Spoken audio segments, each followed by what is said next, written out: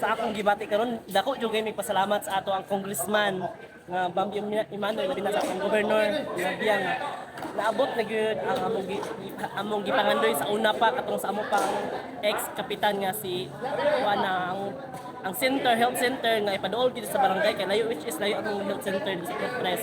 So bahalag dili na siya or sa barangay council na siya basta na health center diri na nakita na gyud ang project gyud ni congressman nga siya na gyud siya gyud.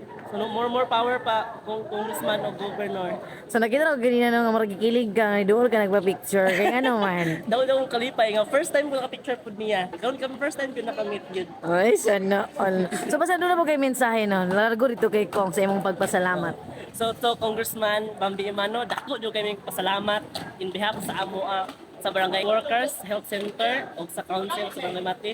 Dako jud kami pasalamat nga tagaan jud kami gibuduan jud kami diri og project nga multi-purpose building ug more project pa Congressman, mabuhay Congressman. Okay.